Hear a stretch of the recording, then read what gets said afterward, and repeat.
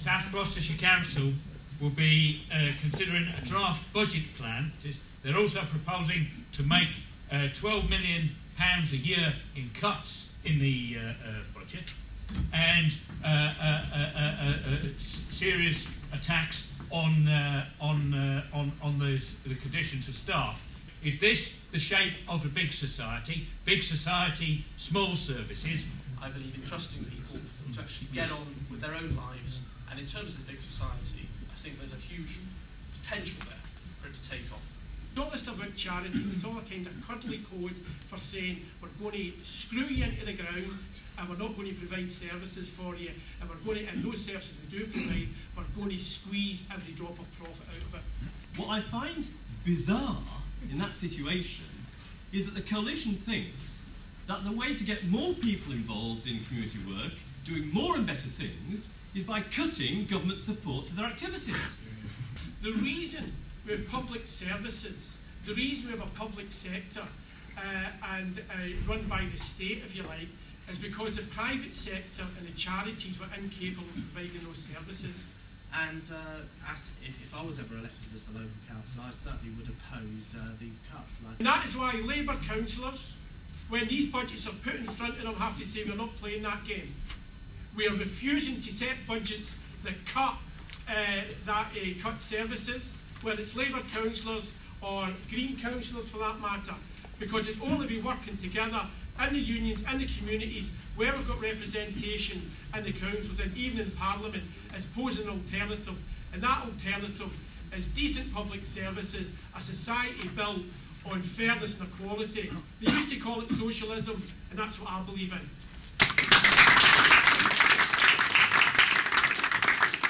We talk about debt, but I think it's also important to talk about the deficit.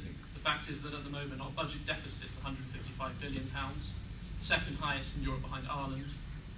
Between 1920 and 1960, debt was always more than 100% of GDP. So for long periods of our history, the 20th century, debt was a lot higher than it is now. The real issue here is not the annual deficit. I'm afraid that figure, with respect, doesn't matter. It is the debt.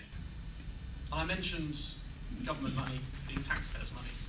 That isn't necessarily true. Now that's not true, because £1 in £4 that's spent is borrowed.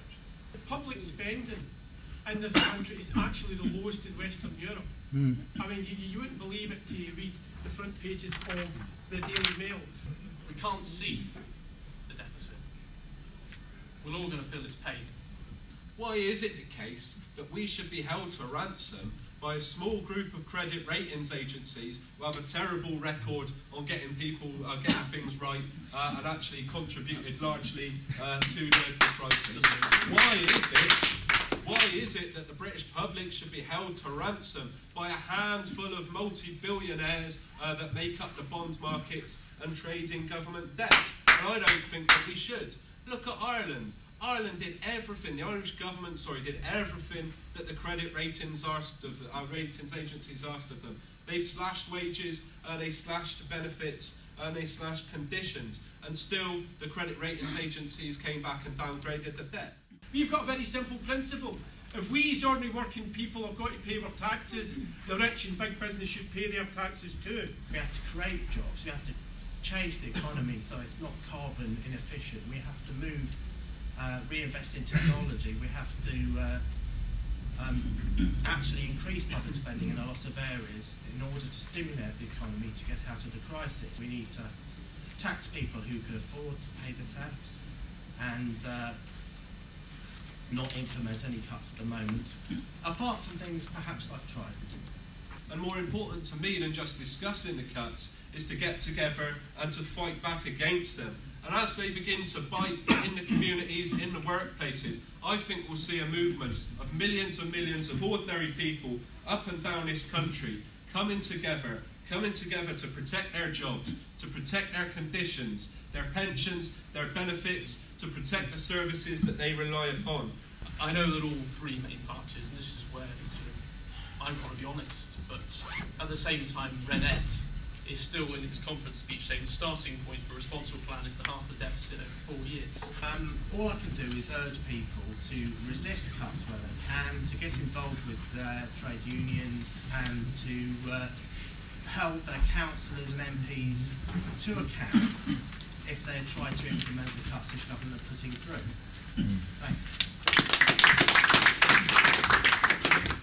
Now, I just don't think when it comes to public sector cuts, I don't think it's acceptable that the people of this country who were not responsible for the financial crisis, who were not the greedy bankers who gambled on all our money, I don't think people in this country should be expected to accept the burden of cuts in essential public services. There is no democratic mandate for cuts of this kind.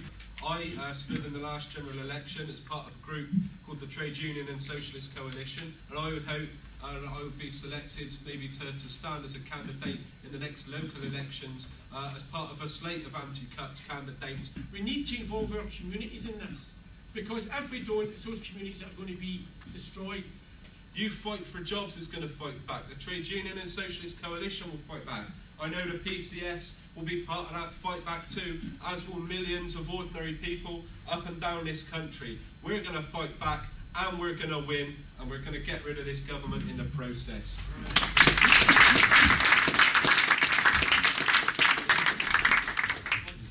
And I just say to you tonight, remember this meeting and hold me to account.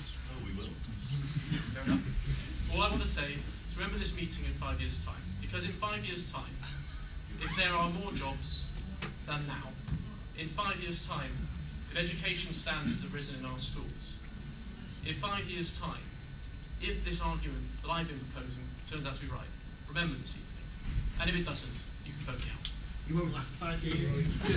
The leadership of the trade union movement, I mean PCS, I mean RMT, but also mean Unite, I mean Unison, when they come for our pensions and when they come to drive down our wages even further, we don't have individual battles, we stick together, we fight them together, we campaign together, and if necessary we take industrial action together.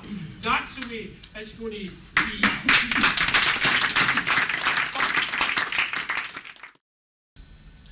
It has been an interesting few weeks. It's been mentioned Liam Fox is the most high-profile initiate into the anti-cuts movement. We also now have that well-known Marxist Vince Cable quoting the well-known Che Guevara speech, "We really must regulate those banks that little bit more." I would like to push the march on the 23rd of October against the cuts. There's a leaflet on all your seats, and I would urge everyone that agrees with what we're saying tonight to come along. More information, we do have plenty over there on the PCS alternative to these draconian measures, which are only going to leave most of us looking for a job. Many of my members on a Friday signing people for benefits, and on the Monday morning sitting there getting signed on themselves. The scale of these